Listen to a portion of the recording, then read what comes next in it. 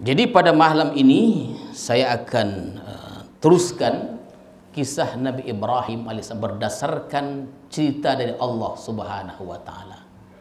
Tuan-tuan, kalau cerita Nabi Nuh itu ada dalam Alkitab, tapi katanya cerita tentang kaum Ad ini dan kaum Samud ini Allah yang menceritakannya. Jadi Rasulullah tahu dari Allah. Itu namanya adalah amba'ul ghaib, cerita-cerita ghaib. Mana bisa manusia tak tahu, Allah yang menceritakannya.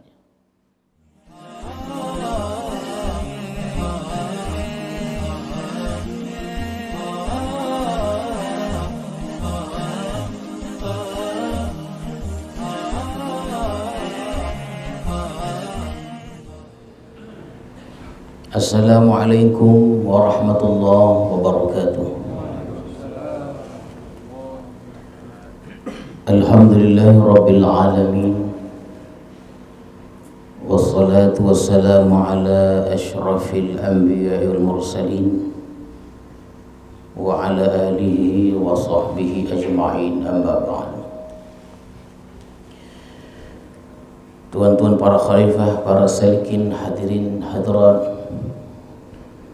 tuan-tuan, puan-puan sekalian, alhamdulillah, marilah kita bersyukur kepada Allah Subhanahu wa taala yang telah melimpahkan rahmat dan hidayahnya kepada kita semua, sehingga kita dapat berkumpul, berhimpun dalam kajian tafsir kita pada malam yang penuh barakah ini. Salawat dan salam kita ucapkan dan kita sampaikan kepada Rasulullah sallallahu alaihi wasallam beserta keluarga, para sahabat dan para pengikut-pengikut beliau. Mudah-mudahan kita mendapat syafaat Rasulullah di hari kemudian nanti. Amin ya rabbal alamin.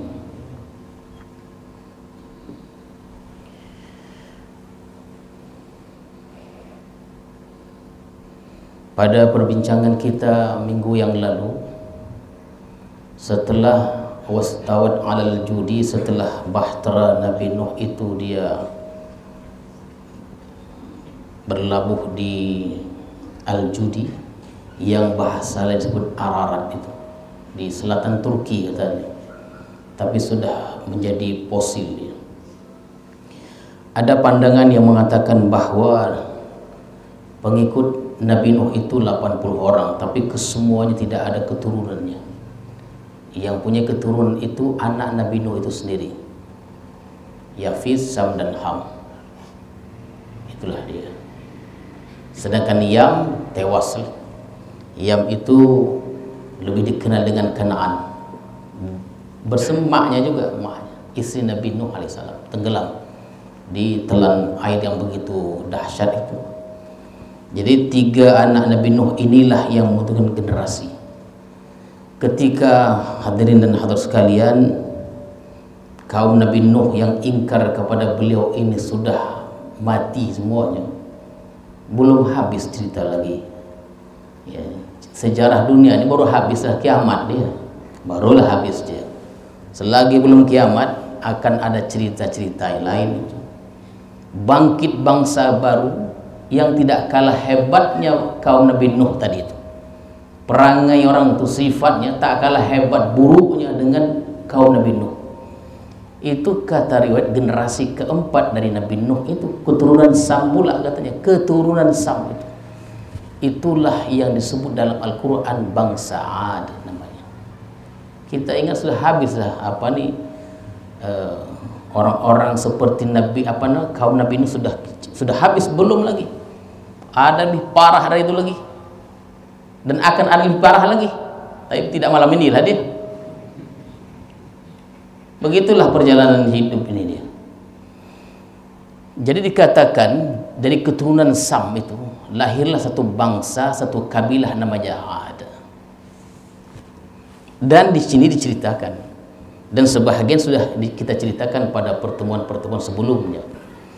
Tapi kalau kita mengingat hadirin sekalian, di ayat ini, karena cerita tentang Ad dan Samud ini Allah ceritakan di beberapa ayat.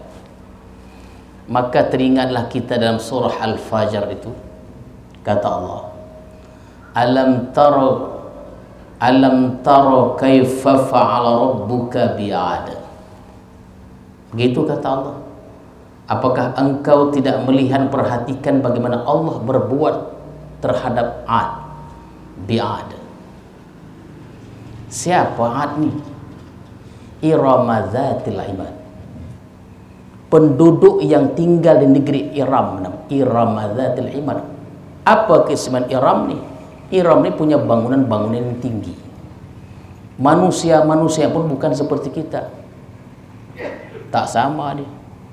Kita ni kecil-kecil, orang tu besar-besar.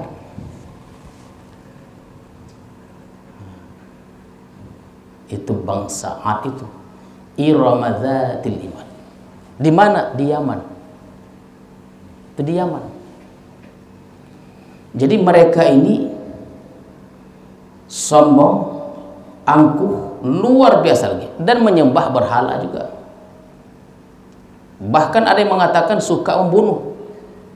Tapi dengan kehebatan Nabi Hud, dan Nabi Hud ini dari keturunan itu juga. Bahkan nabi-nabi itu diutus dari keturunan itu juga. Nabi Muhammad diutus dari bangsa Quraisy, berdakwah kepada kaum kerabatnya. Jadi mereka lebih tahu mereka itu tentang siapa nabi itu. Tapi ketika nabi-nabi itu membawa kebenaran, mereka berpatah balik, tidak mengakui. Tahunya mereka tuh Ad itu orang yang soleh. Bahkan mereka berharap, dan termasuk Nabi soleh juga berharap Nabi Hud inilah menjadi pemuka mereka. Tetapi Nabi Hud ini lain perangainya, sifatnya dengan kaumnya itu. Maka diutuslah Allah Hud ini kepada kaumnya bernama Ad, generasi keempat Nabi Nuh alaihissalam. Jadi Irama dzatil imad. Dan mereka tidak mau mendengar Nabi, apa yang dicakapkan oleh Nabi Hud nih, tak mau.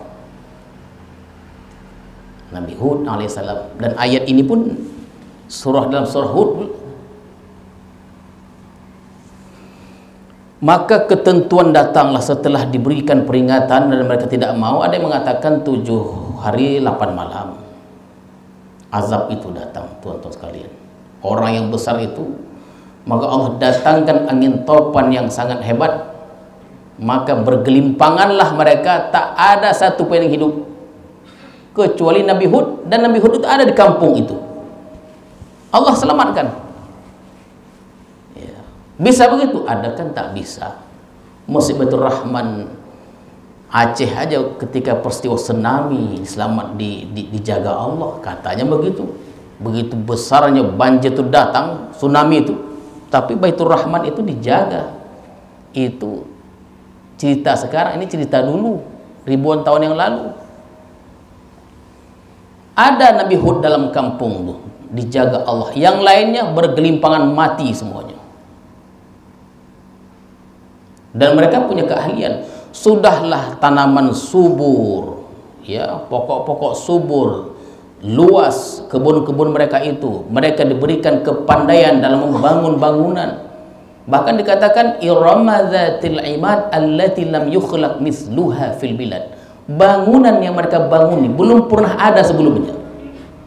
Belum pernah ada. Di negeri-negeri sebelum belum pernah ada bangun seperti itu. Dan masih kita lihat. Jangan kita bangga dulu. Memang ada, oh ini peninggalan, ini dia peninggalan. Jangan. Peninggalan orang tak elok. Peninggalan bangsa yang tak elok. Allah jaga peninggalan itu supaya menjadi pelajaran bagi kita. Fasiru fil ardi fanzuru kaifa kana aqibatul mukadzibin. Gitu kata Allah. Berjalanlah, pergilah. Kalau ada duit, pergilah. Kalau ada, Fasiru berjalan, pergilah merantau, umrah terus ke sana ke Yaman, tengok keadaan kaum yang pernah Allah binasakan itu supaya insaf kita. Beginilah keadaan orang yang mendustai. Habislah cerita tadi, tonton sekalian. Habislah bangsa dimusnahkan, dibinasakan oleh Allah Subhanahu wa taala, dan sisa-sisa bangunan itu masih dapat dilihat sekarang ini. Ada satu universitas terkenal di Yaman nama Jamiatul Ahqaf. Nah, di kawasan itulah akhirnya Nabi Hud pindah ke Hadral Maut. Setelah binasa bangsa ini, muncul cerita baru lagi, bangsa yang tidak kalah hebatnya. Dan Allah sebutkan dalam firman dalam surah Hud ni. Cuman kita sambung saja ayat yang saya baca tadi. Irama dzatil imad allati lam yukhlaq misluha fil bilad wa thamud alladzina jabus sakhra bil wad. Ketika binasa kaumnya Nabi Hud yang disebut Ad, habis muncul bangsa baru lagi. Hampir sama kelakuannya dengan Ad tadi. Namanya Thamud. Mereka disebut Ashabul Hijri atau Madain Salih. Nah, itu katanya di perbatasan Hijaz, Syam, Suriah itu. Itu waktu perang Tabuk, Rasulullah sallallahu alaihi wasallam bersama pasukan melalui jalan itu. Bahkan Rasulullah memberitahu sahabat, nah itulah, itu unta tuh. Di unta, jalur unta yang unta Nabi Saleh itu mau minum air di sumur itu disebut Rasulullah, jalur datangnya kemudian jalur perginya disebut Rasulullah. Mungkin karena pasukan ribuan, sempatlah berapa pasukan itu mengambil air dari sumur itu, dah membuat adonan banyak tuh rupanya. Dalam perjalanan perang ini mereka dalam perjalanan itu membuat kue, jalan berhari-hari, simpanan makan habis, dalam perjalanan itulah buat kue, lopek, agak-agak begitulah. Datang ke Rasulullah, tumpahkan adonan itu, kasih unta, jangan dimakan, jangan minum minuman yang pernah diazab oleh Allah bangsa kaum pernah diazab, jangan ditumpahkan agak air itu. Hijaz, itu di Hijaz, itu di Madinah lah, 400 km lebih kurang begitu. Jadi kaum Nabi Saleh ini namanya Thamud. Di Quran disebut juga dengan Ashabul Hijr. Apa maksud Iramazatil imad alladzina jabus sakhra bil wad wa Thamud alladzina jabus sakhra bil wad. Mereka ini besar, tuan-tuan sekalian. Batu-batu besar yang ada di lembah itu dipotong orang tuh. Bukan macam batu kita sini nih. Batu yang keras dipotong, ada dijadikan rumah. Jadi rumah mereka dalam batu tuh. Jadi kalau datang angin, macam mana angin tuh bisa meruntuhkan bangunan itu? Ada pandangan. Angin yang datang tuh, angin yang menyedot. Disedotnya segala ada yang ada di dalam tuh, keluar semuanya. Tapi dalam Quran sebutkan petir. Petir yang datang itu putus jantung nih, putus jantung. Saking kuatnya bunyi petir. Bahkan tuan-tuan, puan-puan serta hadirin dan hadirat sekalian, mereka menantang Nabi Saleh ini. Dan Nabi Saleh itu jadi kalangan mereka seperti Nabi Hud alaihissalam. Nabi Saleh juga dari kalangan mereka. Kalau betul engkau ni Nabi, datangkanlah kepada kami mukjizat yang kami boleh percaya. Kalau aku boleh datangkan, adakah engkau percaya? Percaya. Kami akan beriman kepadamu. Jadi syaratnya, syarat keganjilan itu dari mereka. Apa dia?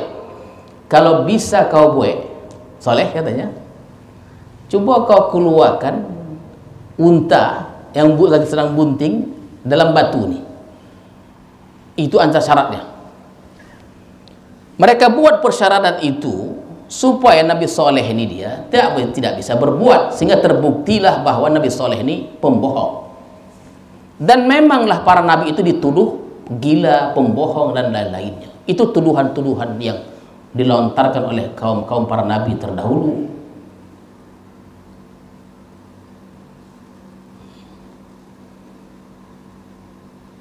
Berdoalah Nabi Saleh tadi. Ada yang kata Nabi Saleh ini tafakur. Jangan ditutup Nabi Saleh ini. Ya, jangan kita tuntut. Nak menurut Nabi Saleh tafakur sewajab. Jangan begitu, itu Nabi Saleh bisa dibuat.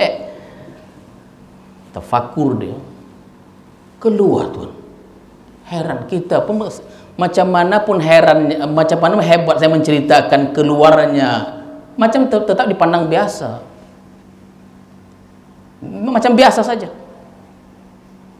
Tentu macam biasa. Setelah keluar dia, dituduh mereka gila. Dituduh Nabi Saleh ini penyihir. Bertambah tidak beriman.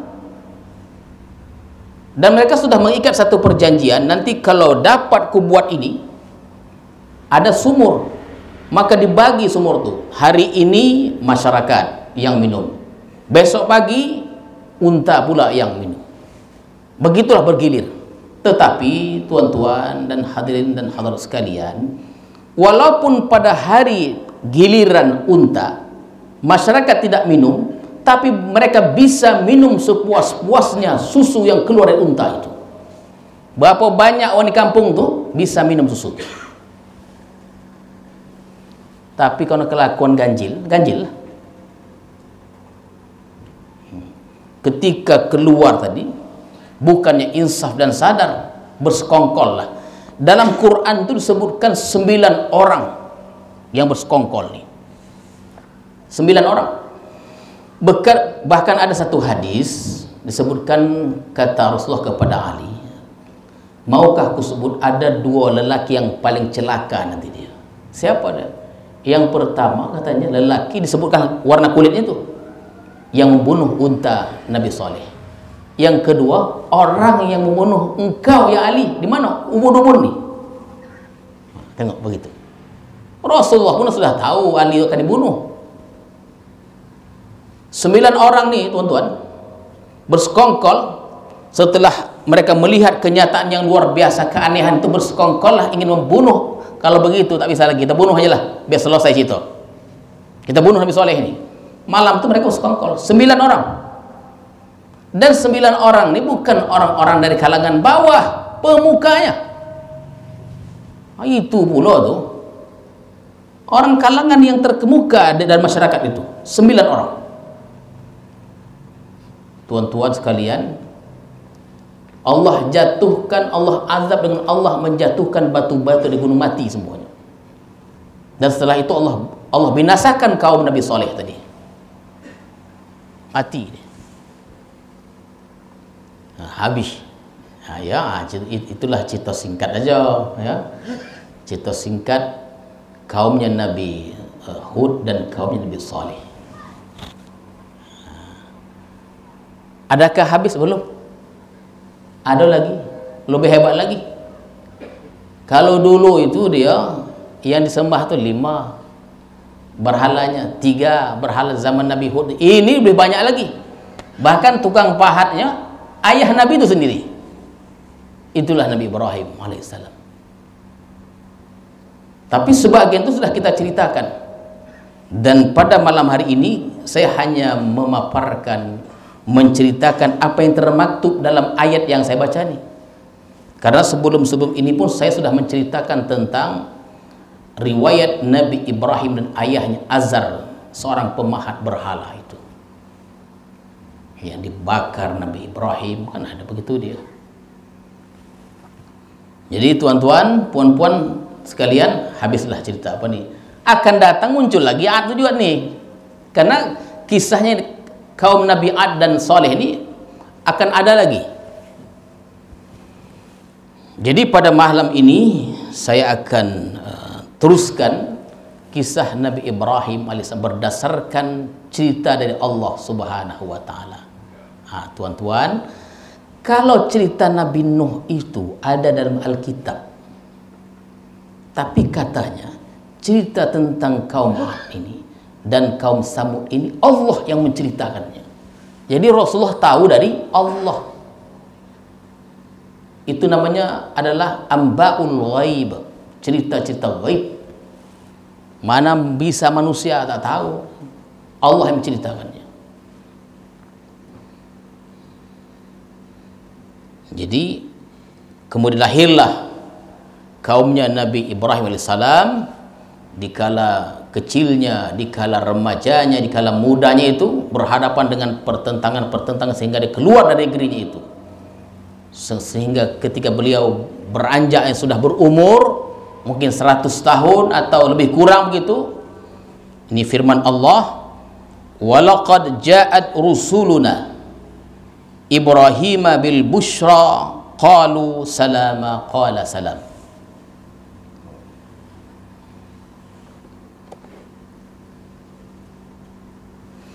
Telah datang dan sesungguhnya telah datang rusuluna, utusan-utusan kami. Kepada siapa? Ibrahimah, kepada Ibrahim. Datang dengan membawa bil bushra, berita gembira.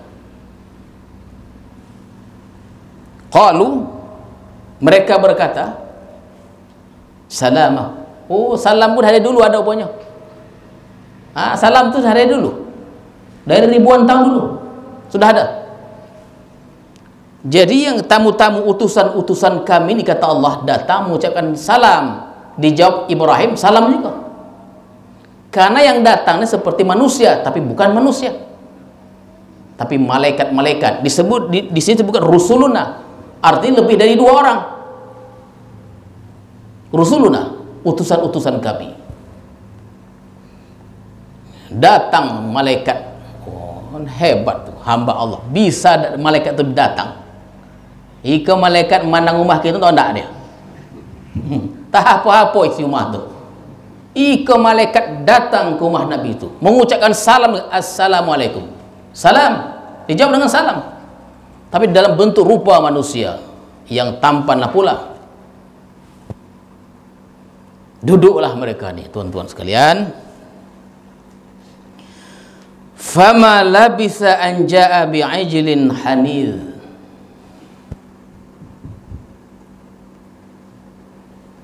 Tidak berapa lama kemudian Nabi Ibrahim datang bi'ajlin hanidh. Panggang anak sapi umur setahun. Sodap itu. Nabi Ibrahim ketika pindah ke Palestina menjadi orang kaya dia. Banyak ternak-ternaknya. Dan kebiasaan Nabi Ibrahim kalau datang tamu tak puas hatinya kalau tak mengidang. Itu dia. Kita datang ke rumah huang siang hari, teh pagi itu kasih begitu, soju. Tak selera kita dah. Kita ada yang panen, minum juga lah. Dan Nabi Ibrahim alaihissalam bukan tanggung-tanggung. Yang dihidangnya itu lembu muda. Tidakkah kita pernah makan lembu muda digoreng? Lain rasanya itu. Iko lembu nak mati. Itu kasih yang gitu. Kadang tamu datang, ada tamu datang. Kita hidang. Ada ayam sakit tak? Dicainya ayam sakit nak mati itu. Air itu dipotongnya. Koreh. Daging koreh. Makan juga lah. Ayam namanya. Dia kalau kita tamu datang tuh kita hidang terbaik. Datang itu penggantinya tuh. Cuman nak meyakinkan diri kita tuh payah itu. Itu kebiasaan. Yang macam gitulah nak kita latih perlahan. Lama dia. Asal rugi betul. Ika kalau kepotong ni kau beranak dah berapa kau ni. Kalau gitu tak jadilah. Tak jadi dia. Esok mak ayam mati akhirnya. Fama labisa an ja'a bi'ajlin haniz. Tidak berapa lama kemudian handal. Orang Arab ni handal memang. Ya handal, ya kita ni tuan-tuan. Satu ekor kambing tu kita makannya 10-20 orang. Orang tu 2-3 orang aja. Selesai. Dan cepat dipanggang. Jadi hanil. Jadi tuan-tuan kalau datang ke mat'am Arab itu, restoran Arab, banyak itu, banyak menunya banyak. Ya, di antaranya yang kalau nasi itu kabsah, itu dia. Mendi, yang lain lagi hanif. Oh, tuh benar keren sedikit deh. Panggang. Jadi kalau hanif tuh nasinya nasi hanif, dia dipanggang dia. Panggang ini bukan macam kita juga. Untuk dalam batu, dalam tanah. Dah biasa untuk sodap. Jangankan dagingnya, tulangnya pun macam daging tuh. Begitu tuan. Lembutnya itu. Lembut, tulangnya itu. Sodap kita mengunyahnya. Macam daging. Lamanya untuk memanggang gitu. Duduklah malaikat-malaikat ni. Kenapa saya sebut malaikat-malaikat? Kan sebut rusuluna, utusan-utusan kami. Dulu pernah ceritakan 2 malaikat katanya, tapi di sini kata lebih dari 2 malaikat lah, lebih 2 malaikat. Ada yang mengatakan Jibril, ya, ada yang mengatakan Jibril. Terletaklah panggang dan itu. Oh, ya panggang lembu, koci, lembu apa? Lembu yang muda gitu. Belum mungkin setahun umur itu kan muda lagi gitu, lembut lagi dagingnya itu. Dipersilakanlah. Ketika daging itu sudah ada di atas meja, begitulah agaknya. Falamma ra'a aydiyahum la tasilu ilahi. Jadi ketika telah dihidangkan, dipersilakan makan, nampaknya Nabi Ibrahim itu tangan mereka itu dijulur tangan. Tapi tak bisa mencapai daging itu. Nak diambilnya macam film karton lah. Tak dapat. Dicapai tak dapat. Ngeri gitu tak? Yang tak ngeri pula tu. Walaupun siang air. La tasiru ilahi. Ilahanir tadi itulah. Pada panggang tadi itu. La tasilu ilahi nakirahum wa aujasa minhum khifah. Ini mulai ada rasa takut. Dia heran, adakan tak heran tuan-tuan? Heran dan muncul rasa takutnya. Memang dalam tradisi Arab ini, kalau kita menghidangkan makanan, kalau tamu-tamu tuh makan, itu satu pertanda yang baik. Kalau kita hidang makanan, minuman tidak dimakan, tidak diminum, itu pertanda tidak baik. Maka tuan-tuan sekalian, kalau tuan datang ke rumah orang siapa saja dihidangnya makanlah. Tak goma aku dah. Usah itu dipikir lagi. Anak goma dia nak ikutnya. Ya. Apa dihidangnya? Oh, saya dulu pernah makan di apa? Cuma kita ni orang Melayu. Orang Melayu ada motonya, biar omah condong asal gula lemak. Umah orang untuh dah. Udah nak untuh, nak tumbang dah. Masuk ke dalam. Gulai lemak. Saking sodap makan tu. Pernah saya makan sekali dia. Yalah, ada beberapa kali. Tapi sekali itu dijamu lah. Dijamu itu di satu negeri itu. Di Pulau Jawa lah. Di Bandung lah gitu ceritanya. Penuh meja ni. Diundang. Ustaz datang ya. Ini diundang makan. Iyalah datang. Kenapa mahasiswa? Oh, enggak aja lah. Mahasiswa kau dulu asli kekurangan duit aja. Asal dapat undangan makan mau aja. Pigil saya. Ponoh. Udah saya tengok dah, iko banyak lalap. Iko bukan selera Melayu kok. Iko lalap banyak daun-daun. Kata orang Arab kawan saya, orang Indonesia ini goma makan rumput katanya. Tak tahu dia sodap lalap tu. Ya kan, daun-daun itu yang kan banyak itu. Saya tengok banyak lalap. Terpandang saya lah ikan masin. Ini ada can nih. Muncul seleo tu. Muncul seleo.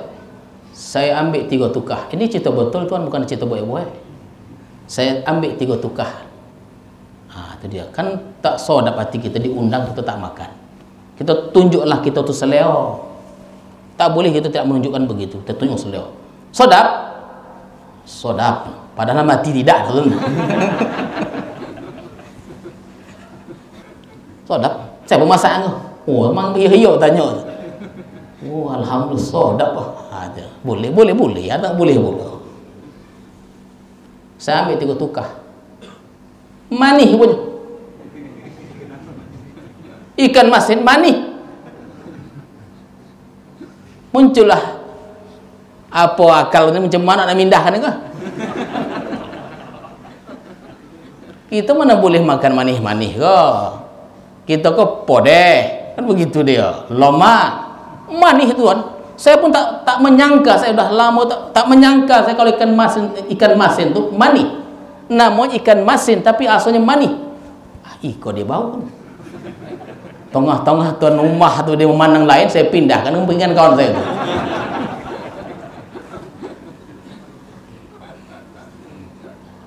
Dia tak bisa lagi memindahkan. Kenapa? Karena tuan rumah tu memandang kami. Waktu tak mandang saya, itu saya pindahkan. Berbalik lagi dia, udah pindahlah ikan asin tu.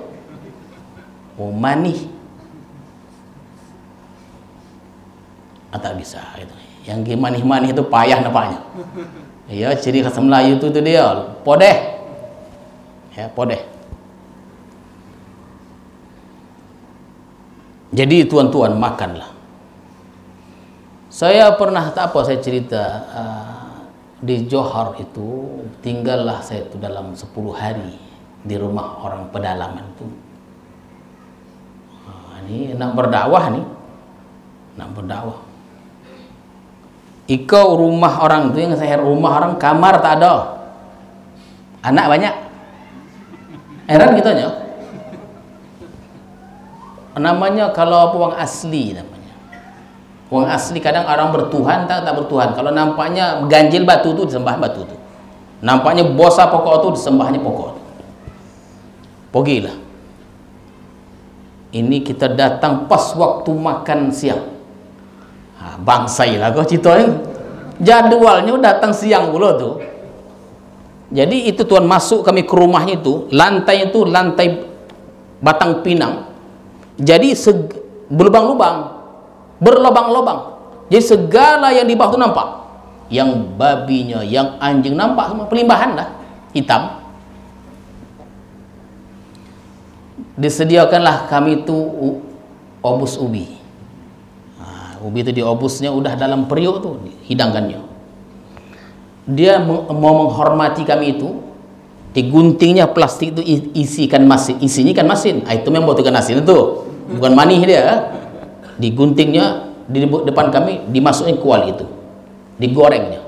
Memang bau ikan masin tu, bangki selera tu. Tambah, saya tidak merasa geli tuan, tidak merasa jijik, saya makan. Karena kalau kita tak makan nanti, message dakwah tu, pesan dakwah tu tak diterima tu. Kenapa? Uang tu dapat dari ekspresi wajah kita tak goma dengan makanan-makanan itu. Saya makan. Padahal kalau dipikir-pikir ya, sudip itu, sendoknya itu, kuali itu, tadi je anjing dah apa? Kalau dipikir lah, kalau dipikir. Saya tak nak fikir gitu kan, ketakut tak jadi.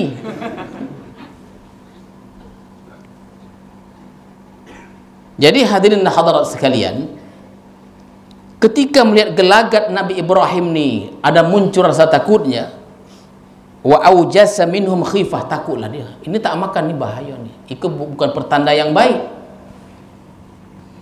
Qalu la takhaf inna ursilna ila qaumi Lut. Begitu kata malaikat, bercakap. Ditengoknya gelagat Ibrahim ni, kata malaikat, jangan takutlah.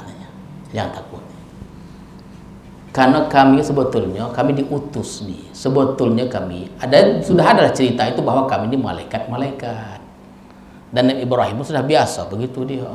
Kita pun tentang malaikat gocah aja gitu. Kan gocah itu. Kalau datang makhluk halus yang ganjil dua aja dia. Kalau tuan dinosah ke tuan-tuan dinosah berzikir, ada mengintip-mengintip di balik-balik pokok, balik apa nih? Tiang nih, saya takut lagi.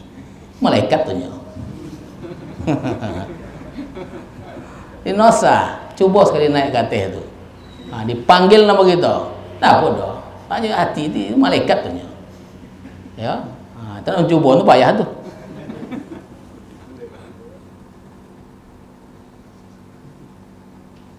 Kami malaikat ni jangan takut. Karena sesungguhnya kami ni diutus kepada kaum Lut. Kaum Lut. Dan kaum Lut ini sebetulnya kemanakan Nabi Ibrahim. Dia diutus di Jordania, Urdun namanya, di dua kampung, Sodom dan Gomorrah. Jadi malaikat nih sebelum sampai ke sana singgah dulu. Untuk apa singgah? Bil busyra, untuk mengabarkan satu berita baru dan yang menggembirakan. Itu ceritanya ya. Jadi singgah sekojap. Nah, singgah sekojapnya rumah Nabi Ibrahim, dan sesungguhnya Al-Gharadul Aqsa dari perjalanan itu adalah mau menuju kaumnya Nabi Nuh. Membalikkan tanah itulah. Singgah sebentar di rumah Nabi Ibrahim alaihissalam. Menceritakan bahwa tuan-tuan serta hadirin sekalian menceritakan tentang bil busyra, bahwa Nabi Ibrahim ini akan dikaruniai seorang anak. Nah, dulu Sarah ini dia lama tidak beranak. Sudahlah dia disebut seorang perempuan yang tidak bisa melahirkan. Maka ditawarkannya kepada Ibrahim, suaminya, perempuan lain. Goma kita Sarah begitu. Iya, genai jangan berharap begitu. Dilantak gitu ada. Ditawarkannya. Bang, ambillah satu lagi. Ah, begitu. Itu yang kita tunggu-tunggu tuh. Diambil, diserahkanlah, namanya Hajar. Hajar tak lama tentuan, langsung melahirkan, itulah Ismail. Maka dari generasi Ibrahim lahirlah dua bangsa besar, Bani Ismail, Bani Israel. Bani Ismail jalurnya Ismail, dan Bani Israel jalurnya Ishak.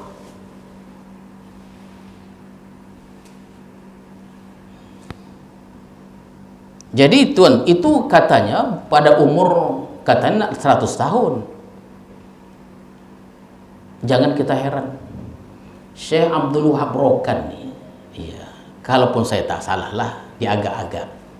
Pada umur beliau 110 tahun atau kurang dari itu, lahir anak beliau lagi. Lahir anak beliau lagi itu. Yang jelasnya umur 100 tahun lahir anak beliau lagi. Nah, itulah ada ceritanya. Syekh Abdul Wahab Rokan.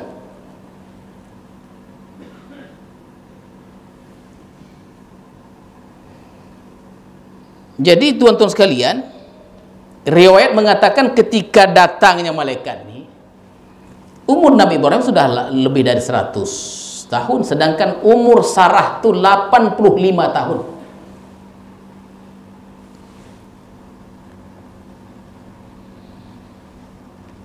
Jadi ketika lagi berbincanglah antara Nabi Ibrahim dan malaikat-malaikat ini mengkhabarkan tentang akan lahirnya, kata Allah, wa mra'atuhu qa'imatun fadhahikat. Rupanya ketika Nabi Ibrahim sedang berbicara dengan malaikat-malaikat ini, didengar oleh istrinya Sarah. Riwayat mengatakan di balik tabir, didengar yang sedang berdiri Sarah tadi mendengar perbincangan Nabi Ibrahim suaminya dan malaikat ini. Fadhahikat, golak dia. Mungkin kalau di tafsir itu nama di terjemahannya senyum.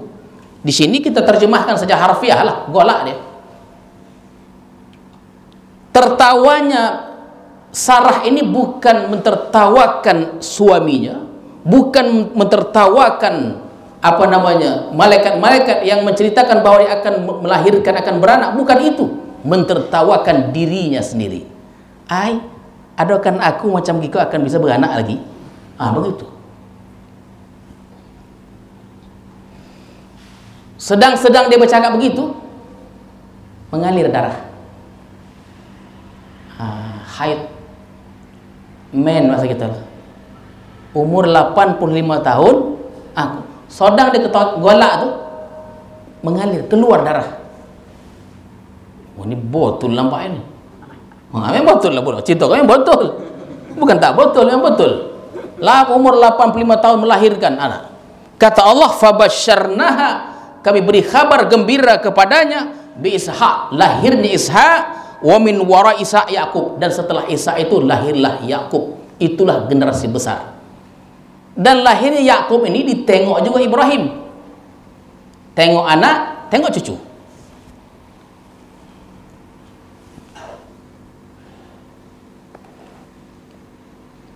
Jadi tuan-tuan, jadi kita ni tak boleh juga. Kadang orang datang juga bertanya sama saya.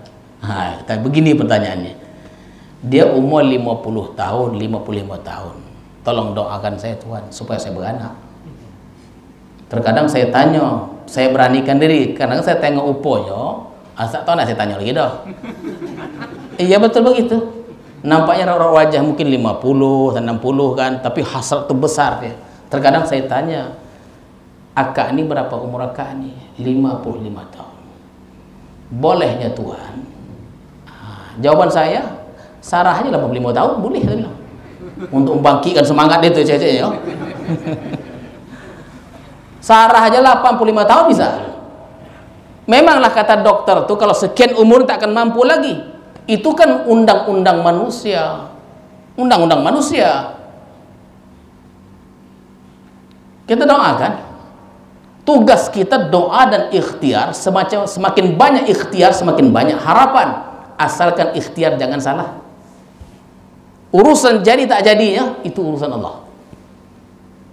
Apa tak semangat dia? Satu botol jadi 2. Itu agak botol selalu habis itu.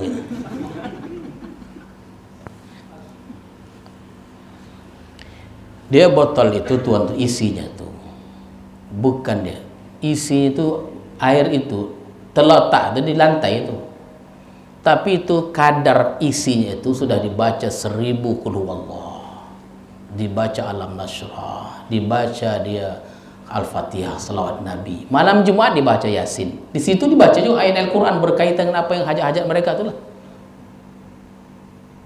Begitu dia banyak. Sampai sekarang saya ada berapa orang yang saya belum pernah jumpa orangnya, kojo yang asik minta kim aja botol tuh. Biar tuan-tuan tahu. Tolong kirimkan botol tuh. Belum pernah jumpa uang lagi.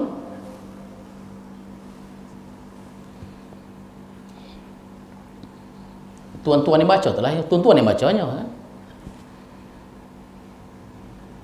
Jadi hadirin hadirat sekalian,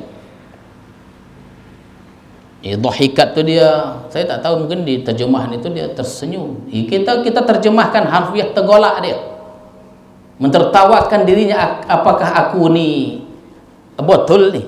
Karena kata firman Allah, qalat, berkata Sarah tu, qalat, ya wailata, alangkah ganjilnya.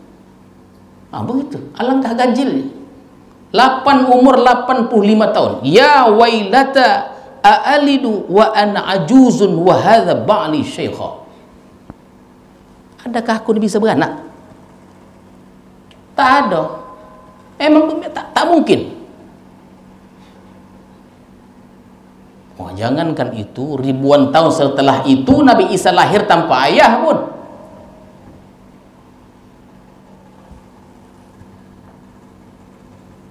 A'alidu wa ana ajuzun. Bisakah aku beranak? Bahasa Islam begitulah. Bisakah aku beranak ni? Wa ana ajuz, aku ni sudah tua, mandul lagi. Bukan gitu dia. Wa hadza, sedangkan ini suamiku ni ba'li syaikha, tua pula lagi.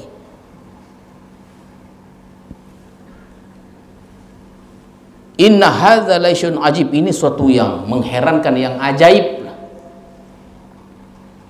Jadi tuan-tuan, karena jarang terjadi, ajaiblah benda tu. Padahal kita ini setiap hari kita melihat keajaiban-keajaiban ni. Setiap hari.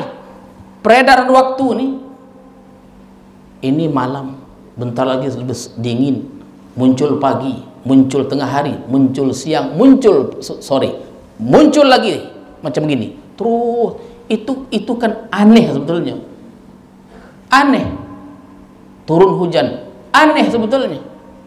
Ada bayang-bayang kita, itu satu keanehan. Karena itu berlaku setiap hari, jadi tak aneh dia. Ini bulan ada bintang, aneh. Besok pagi tenggelam semuanya, muncul matahari, itu kan aneh. Tapi karena hari-hari kita tengok, hilanglah keanehan itu.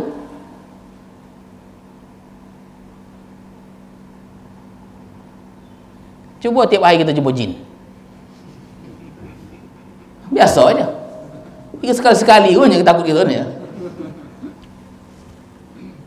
Maka kata Allah, kata malaikat tu, ketika Sarah tu melihat keanehan itu, qalu ata'jabina min amrillah, adakah engkau aneh, merasa aneh, ta'jab dengan ketentuan Tuhan ni?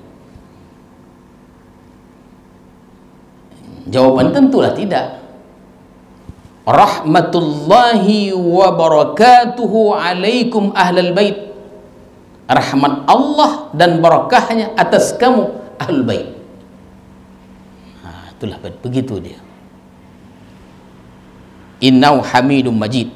Ini potongan ayat ni, rahmatullah itu dalam takhtim itu tuan-tuan sekalian. Yang terakhir, selesai cerita, falamma zahaba an Ibrahim ar-ra'u, ketika hilanglah rasa takut Ibrahim tadi, sudah cerita itu sudah jelas dia, dan datang tentang berita gembira tadi, yujadiluna fi qaumi Lut. Yujadil di sini, yujadil ini arti membantah, bukan membantah. Di sini lebih baik kita terjemahkan bertukar pikiran. Karena setelah rumah ini kami akan datang ke kaum Sodom, kaumnya Nabi Lut, kami akan berikan azab. Allah akan mengazab mereka. Dibantah, bukan dibantah, bertukar pikiran. Kenapa buat begitu? Janganlah, karena di situ ada kemanaan aku. Ada kemanaan aku di situ. Tahu kaminya, begitulah kata malaikat tu. Tahu kaminya, semua kami tahu. Jadi kata Allah SWT, inna Ibrahim la halim awwah munib. Tiga sifat di sini: penyabar, penghibah, hibah, orangnya sangat penghibah.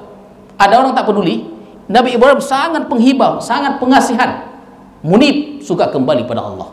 Itu atas sebab itulah Ibrahim bertanya, macam mana nanti kemanaanku? Kata malaikat, jangan cerita, ini sudah ada ketentuan Allah, itu sudah berlaku, mereka akan dibalikkan, begitulah ketentuan di sini. Azabun ghairu mardud, azab yang tak dapat ditolak lagi. Jadi Ibrahim jangan cita-cita kau lagi, itu dah urusan Tuhan. Begitulah dia tentuan serta hadirin hadirat sekalian. Jadi minggu hadapan berangkatlah malaikat tu, dia cita minggu hadapan ni berangkatlah malaikat tu apa? Ke Sodom untuk membalikkan tanah tu. Macam mana dibalikkan tanah tu? Minggu muka lah. Ya, minggu muka kita sambung dia. Macam mana tanah tu dibalikkan? Luar biasa. Itulah kata azab yang paling dahsyat sepanjang sejarah kemanusiaan. Katanya begitu. Tanah tu dibalikkan, mati semuanya orang. Itu sajalah yang dapat saya sampaikan. Mudah-mudahan ada barakah dan manfaatnya untuk kita semua. InsyaAllah kita jumpa pada minggu hadapan lagi. A'udzubillahi minasyaitonirrajim. Bismillahirrahmanirrahim. Allahumma zidna ilma warzuqna fahma walhiqna bis-salihin. Allahumma ij'al jam'ana hadza jam'an marhuma wa tafarruqana min ba'di tafarruqan ma'suma. Wa sallallahu ala sayyidina Muhammadin wa ala alihi wa sahbihi ajma'in. Walhamdulillahirabbil alamin. Assalamualaikum warahmatullahi wabarakatuh.